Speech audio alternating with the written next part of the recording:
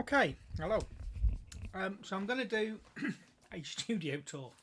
Although to call it a studio isn't really right, it's a back bedroom and I don't really record. I'm a hobbyer and I noodle with sounds. I do gig, and that will come into why I've got some of these bits of kit and how I use them. But it's just basic man cave, hobby room. Um, I'm not going to do a lot of sounds or particularly demo individual kit. This is more about what I have, why I have it, what it fills in the setup, how it integrates together. Um, it's going to be about 40 minutes as it is without going through sounds.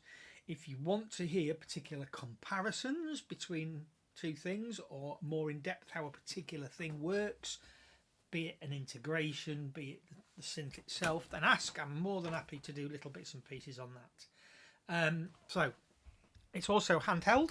So if it gets a bit wobbly, that's why I will try and actually point the camera where I'm talking about rather than wandering all over the place. We'll just see how we get on. So some basics to start with. It's a small room. It's about 4 meters long by about 2 meters wide. Guitars, because believe it or not, I actually have been for the majority of my life primarily a guitarist. First things, how things we get sonically before I go into the kit. Each kind of tower rack has an 8 stereo line mixer in it, and all the synths go into that. Actually, the Polybrute and the TR8S also come into here, and that's because that one in the middle there is actually part of the live setup, and I want to keep the cables going in there just for the ones that I take live, because then when I strip it out to go to a gig, I'm not decabling things I don't need to decable. They go into Focusrite using 4 channels, 2 stereo pairs, 1 for each setup. That then, there's a pair of Neumann KH120s, and there's also a KH750 sub. I don't use the sub when I'm mixing, not that I mix very often. There's enough standing wave issues in a small room like this as it is. I tend to mix on the tops and then use either the HD650 up there or the AKG 271 and confirm the low end. But for playback, noodling and playing, that's something really good. Each rack does have an effects return. It goes to an Axe FX3, which is my main guitar processor, but it's fantastic as a really high quality, Eventide level effects unit. So I can have one synth from this side and one synth from that side going through separate effects on the same patch, but I can't split individual synths, and that comes into play as to why I've got the top 2 synths rather than alternatives. That's basic how it goes. Underneath each rack is some pedals. There's a damper for each keyboard, so there's 3 dampers on that one and 2 on this one. This has got 1 expression pedal currently plugged into the Iridium, not quite sure how to do it.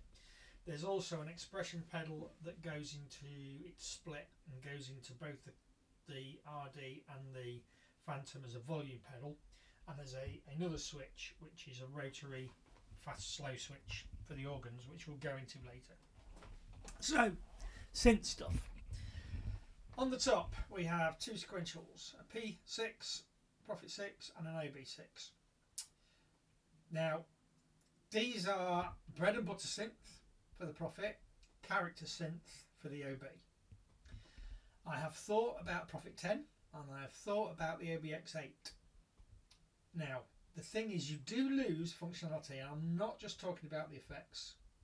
The arpeggiator on the OBX8 isn't great, you haven't got a sequence on either, but more important to me, you don't get the waveform continually sweeping.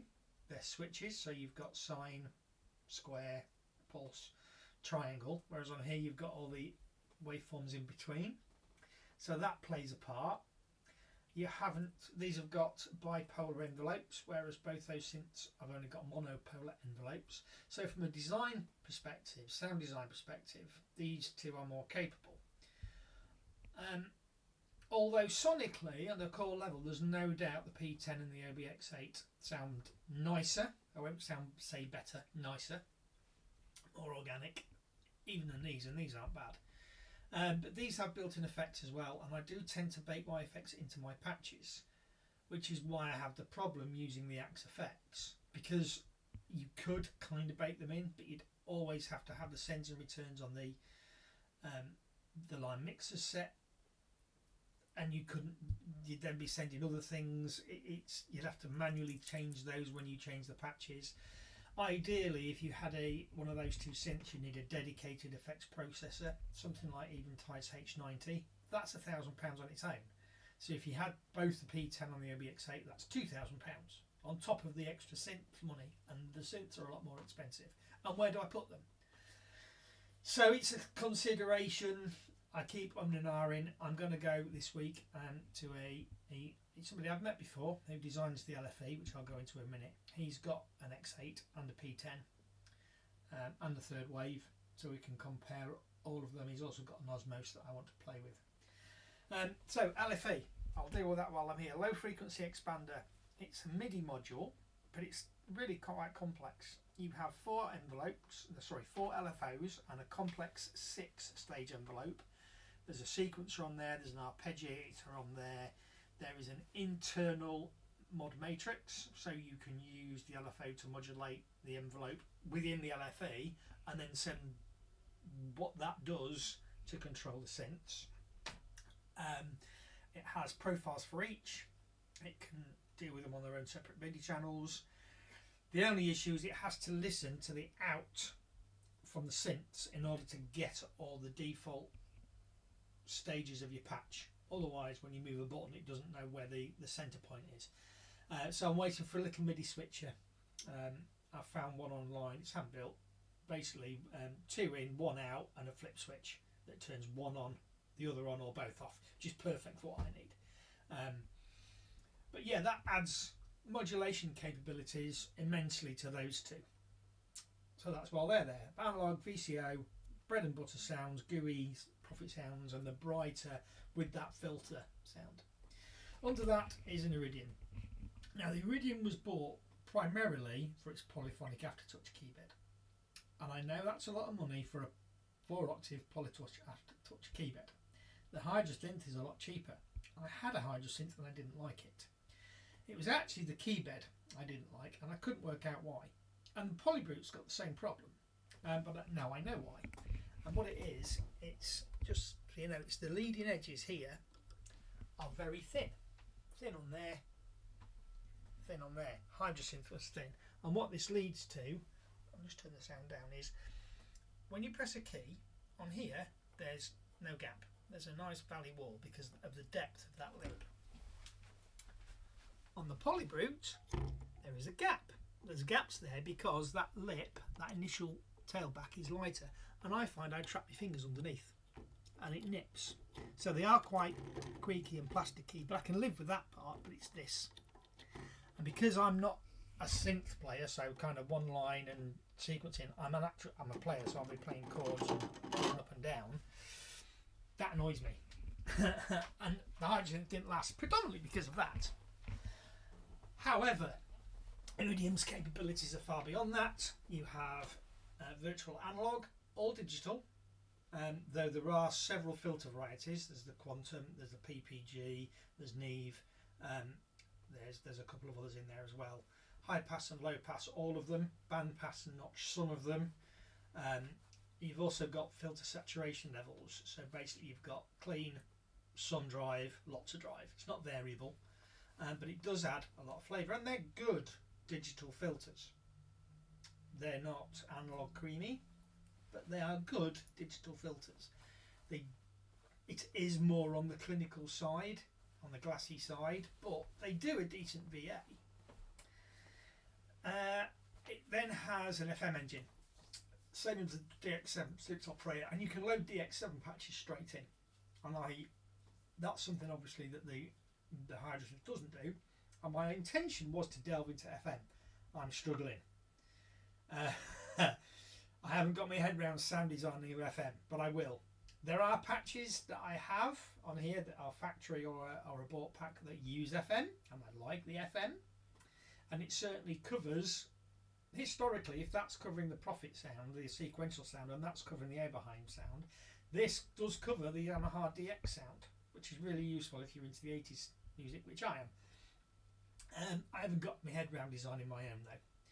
It has wavetables, and I do like wavetables for evolving sounds, but I've really grown to like wavetables. Wavetable and the VA aspect, subtractive, is what I use most sound design on here. It has another couple of tricks. It does sampling. It does granular from those samples. Again, something I've not delved into. It's something on my to-do list.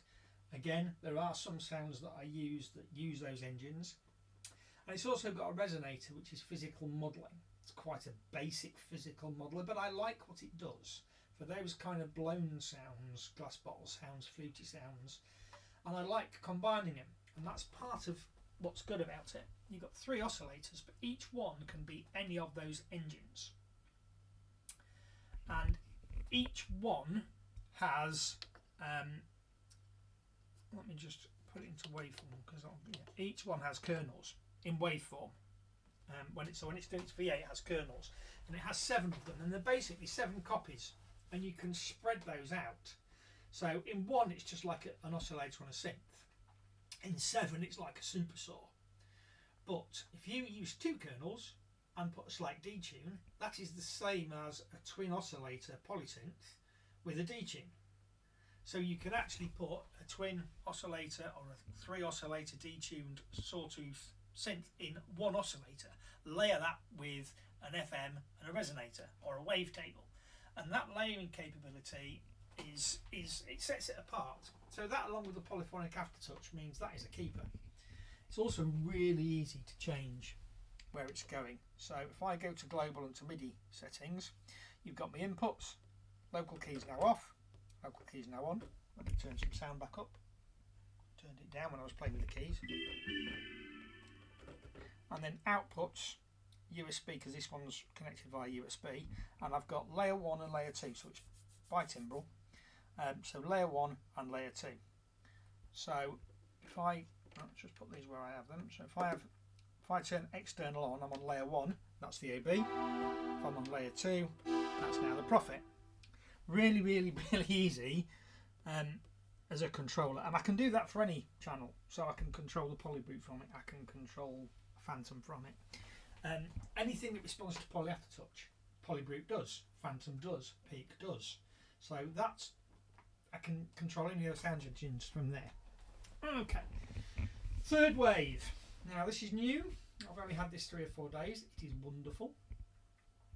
2 filters, a digital state variable and an analog 24 dB filter. It's the same filter from the Prophet 5 stroke Prophet 10. 3 oscillators, 4 layers, and I bought this because the wavetable and the VA is what I like on the Iridium, and having the analog filters is going to help. And having listened to some demos and actually in place, whereas the Iridium has that hi-fi glassy sheen, this has got a much more warmer, more organic sound. So although there is overlap in what they do, they both have distinct ways of doing things when it comes to modulation and the like. This one's got a wavetable envelope, which is a 6-stage, bit like the the LFE. So you can do 6-stage wavetable following, but the character is different as well. If the third wave had a polyphonic aftertouch, it may well have replaced Iridium, because I'm not using the FM as much as I possibly would. Yes, I lose that down the line, but it could probably, if it had had poly aftertouch, replace the Iridium for me, but it hasn't, so its point's going there. So yeah, sonically, this kind of shows a little bit the differences. So this is, it's not, because I've turned something down. What have I turned down? No, what have I done? I've done something.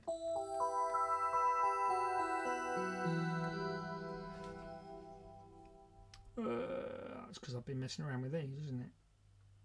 That's off, that's off, that's good. Oh, wrong layer. There you go. So this is the Iridium. And third wave. I mean, the sounds are different, but you can hear.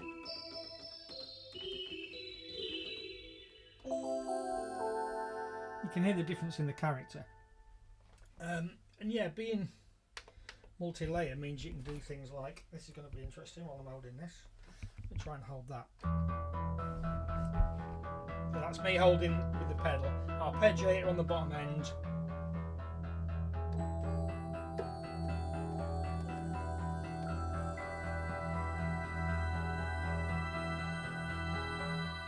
Sounds lovely.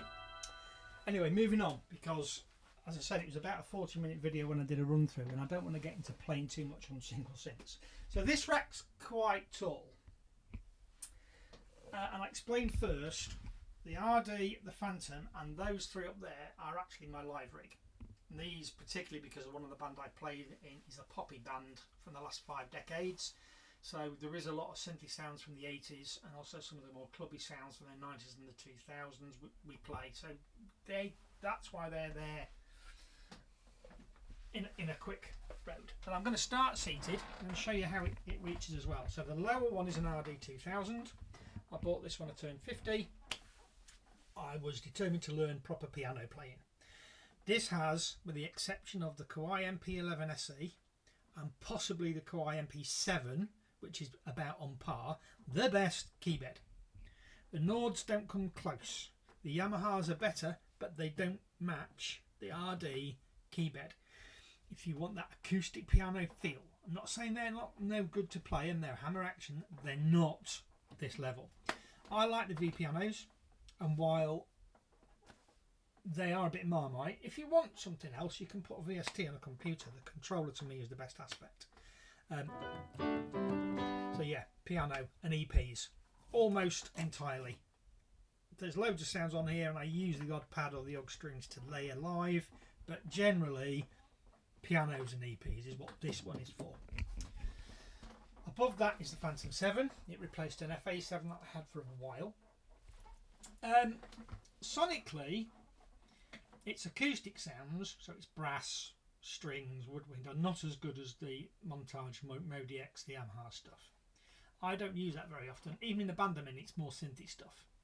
The VA side is actually very good. It's not System 8 good, but it's not a million miles off, and it's the same tech that's in the Jupiter and the Juno X's, the model wise. And between the models and the VA engine, the sound does stack up, and especially in a live context, it stacks up. The sampler, the sequences, it's a scratch pad. It's not a full-blown workstation. Kronos knocks the spots off it in those regards, but I don't use those aspects. So for me, they're great. But as a live tool, 16 zones. Each zone can either be like a red zone, like this one is, means it's playing an internal sound, or it can be a green, which means it's playing an external sound, or it can be yellow and it can layer both an internal and an external. The pads I'm using just to change single channels, but they can be used in what's called switch groups. So every pad can have any combination of your zones on or off. So live you can go from 3 things layered to those off and 2 more different ones layered with 1 button press. You can play the RD sounds from the Phantom. The RD has the same system, but it's 8, so I can play Phantom zone sounds from the RD and layer the 2 together. If I'm short of keyboard space live, I've got an 88 and a 76 note keyboard, and I can layer any synth sound from the modules, because they're both hooked up from here as well, on any bed. To note how I do that, both these boards have got 2 MIDI outs, 2 DIN MIDI outs and 1 DIN MIDI in. So by going from here to here and from here up to the top boards, and the same from the other, and then assigning which output the zone's playing from, the Phantom can play any of the 8 sounds from the RD plus any of the 3 the synths on the top, and so can the RD. Live wise, that's really, really flexible. It was my main controller until I got the Iridium. Currently the Third Wave's a decent controller as well, with decent aftertouch. The only thing that lets this down is the aftertouch is there. I find it usable if all you want to do is put a little bit of vibrato on. It's not an expressive aftertouch. It's more like an on-off. You can fade something in. I don't know if I've got an example. So it's not ideal. Both those two are better. So now they are both in.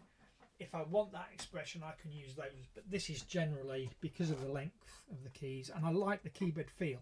It's only the aftertouch that lets it down. We'll go up to the top next because that's the rest of the live rig. Now these are harder to play sitting down. This is me reaching full up, which is a little bit of a pain. Before the polybrute came in here, it used to be there till the third wave came in, this was lower. And when I'm gigging, I'm on a 3-tier stand, and those top synths are actually sitting where the polybrute is, so much more usable. What have I got? So there's a peak. Oh, what I will say is, when I'm standing up though, it's the perfect place. So right on my eye line, can get to them all fantastically, and of course I can play them all from the polybrute. So I can use the polybrute and these to sound design, and then I can play them from the lower keyboard seated if I don't need to touch them for their real-time control. So peak. Hybrid. Analog filter's quite nice. It's neutral. It's not really got a character of its own. It's nice sounding, but it is a neutral sound, which is not a bad thing, especially if you've got 2 or 3 character synths. You need something that will do that. It was my first proper synth for a long time. I'd had workstations. I'd had a Phantom X, I think, for a while. I've had back in the day, I had a JD800. I had a JV80. I had a D50 at one point. So I have had synths before, but generally, since I got married, had kids when I was younger, I've had workstations. So that's the first foray back into synths, and it was bought particularly for live, for when I wanted a controllable arpeggiator, because the Phantom's only got one, and if you want them on multiple zones, you can't. It shares the same one, and it's a real pain to turn on and off in real time. I wanted something with an analog sound. I wanted something that had knobs that I could tweak in real time for certain things, and this does it. It was relatively cheap. It was a lot cheaper than the OBs and the Profits. It was that or a Rev 2 at the time, and I chose that. It's still here because, quite frankly, there's quite a lot of live sounds, and I can't be bothered redoing them on other synths. I could probably do it on one of the sequentials. Nina, I really want Nina, and it's the same footprint and would go in there. Ultimately, when the live project I use it in folds, that may well happen, but for now it's staying and I keep it, and that's why it was there. Virus, controversial, old tech. It does not sound as good as modern VAs, or it does sound as good as some modern VAs, but not fully VA. Okay, so that's a hybrid, as is the third wave, because they've got analog filters, and this is purely digital like the Iridium is. The core waveform is not a million miles from the Iridiums. It doesn't do the analog modelling quite as well. It does it oscillator to oscillator. It doesn't do it voice to voice. What I mean by that is if you have two twin oscillators and play a note, you can hear the phasing and the beating. If you have one oscillator and play octave, so 2 Cs but an octave apart, you can't hear any phasing, which lets it down by today's standards. But again, live, 16-part multi-timbral, so that gives me access to a lot of those kind of sounds if I want them. Good mod matrix, plenty of ins and outs, twin filter that you can go parallel or series, 4 envelopes, 3 LFOs. It's quite capable, and it can sound like other things. It gets the not the characters of the wrong word. It gets the sonic palette of. It can sound Prophet-ish, can sound Oberheim-ish, can sound Roland-ish. But it does have its own sound as well, predominantly the one that was overused in the mid to late 90s and the 2000s in the club scene. But in the band I'm in, we play some of that stuff, so that's not a problem. I want it to sound like that. So again, from a live perspective, it stays. Then we have a Legend expander, Viscount, a Hammond module, does have twin manuals, and they've actually got them set up so that the Phantom is the top and the RD is the bottom manual.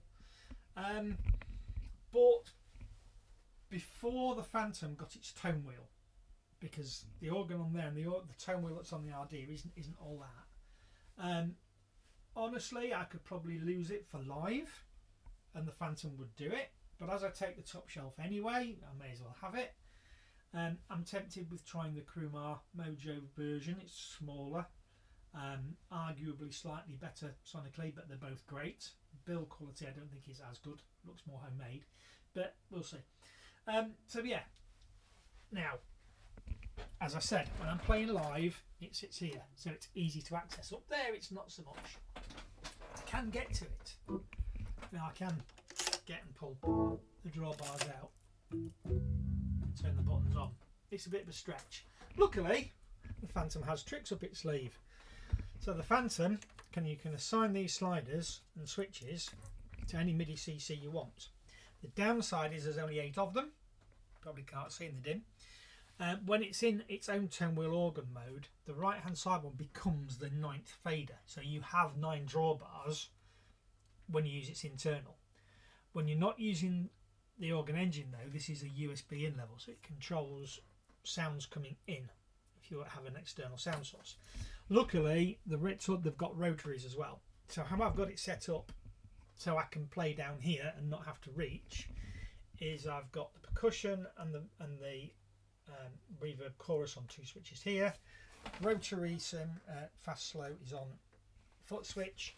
Then the lower 8 drawbars are on the sliders, because when percussion's on you're not using the 9th anyway. I use that encoder as the 9th. So if I just do that and hold it, I've still got, they're kind of inversed because you're pushing out rather than pulling, but you've got them all here. And if I want that top one, it won't work at the moment because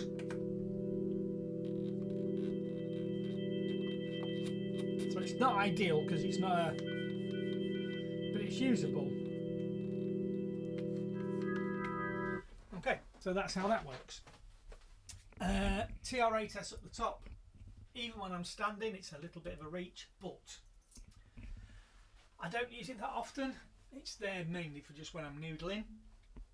It has all the TR8 stuff. It's also got some sound packs in there, so there's 3 or 4 sampled real drum kits. It's got the Simmons kit in there. It's got the Lindrum kit in there. It's got the Oberheim DX in there. It's got the Tempest in there. It's got a couple of Yamaha and a couple of EMU kits, electronic key or sample kits in there. So it's quite versatile. If I'm sequencing with it within a song with a noodle, I'm going to do it from a hardware sequencer anyway, not use its own internal one. And it's fine to stand up, and it's not even turned on at the minute. Let's just turn it on.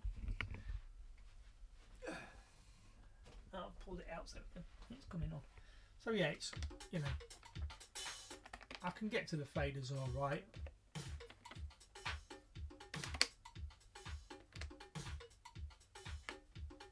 If I wanted to.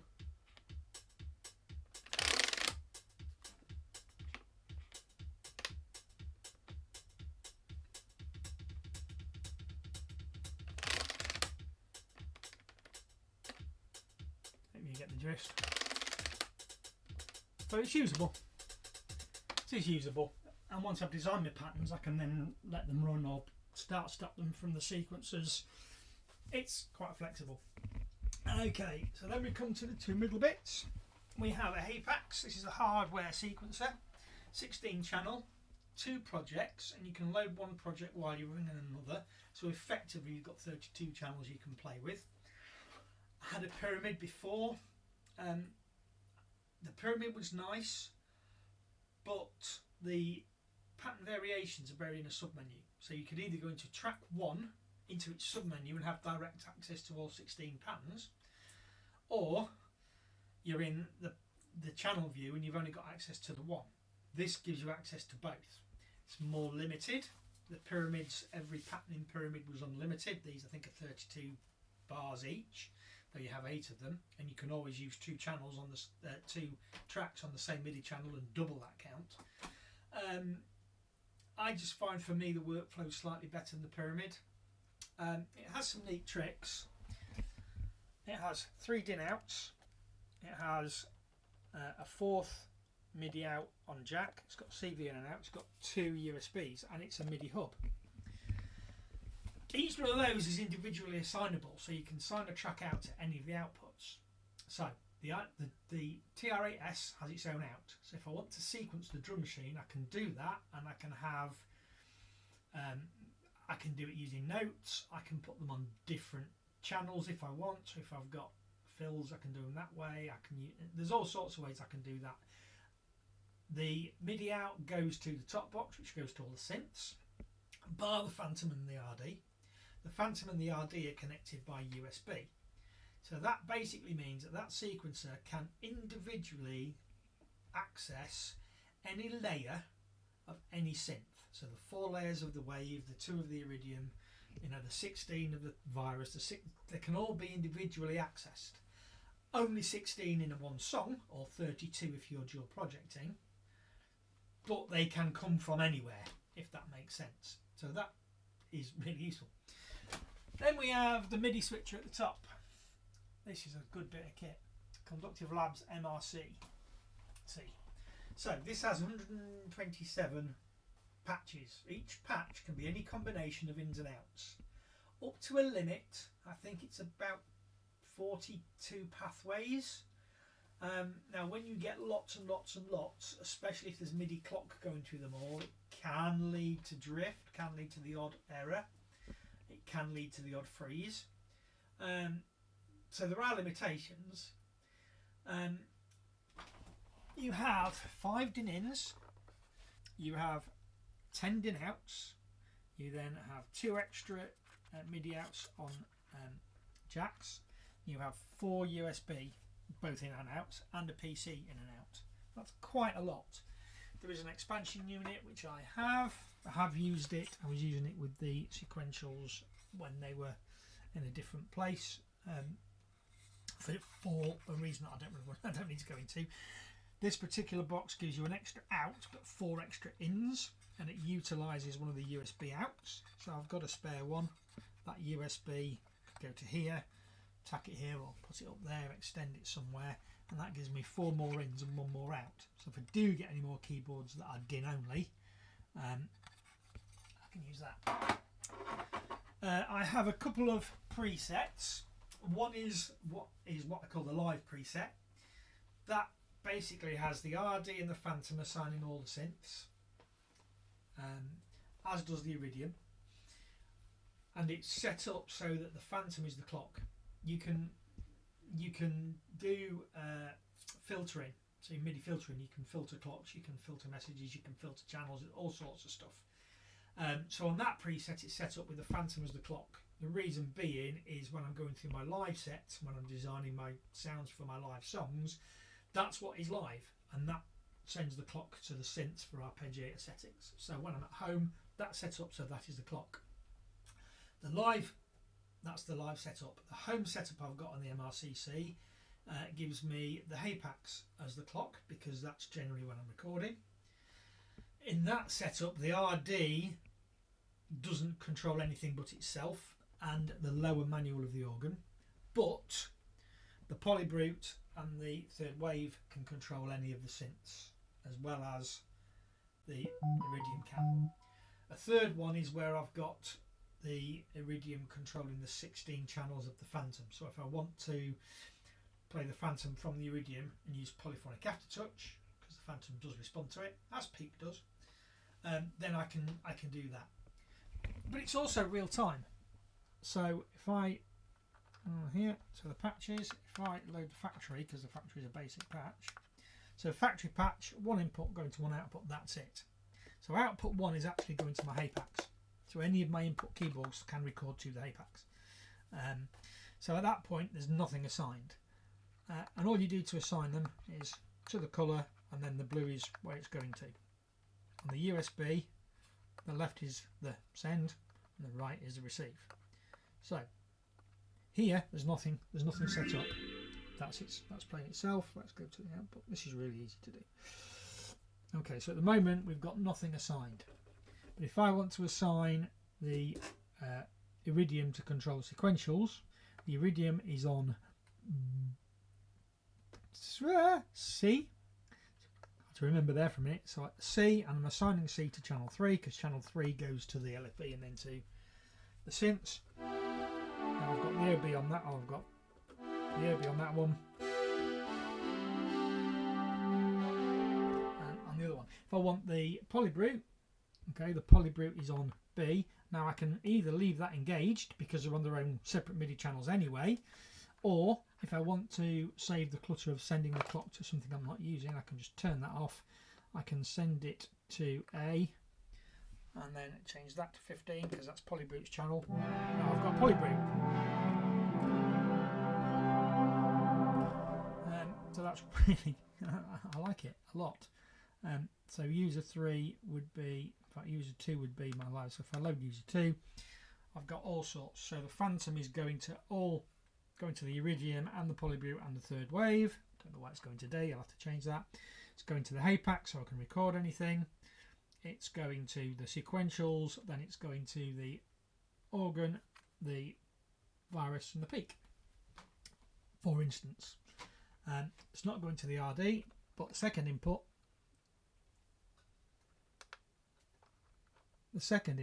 is, let's come off that. The second input is the second out of the Phantom. So that is going to 5, which is the RD's input. So the output of Phantom 2, or the second output of Phantom, goes to the RD.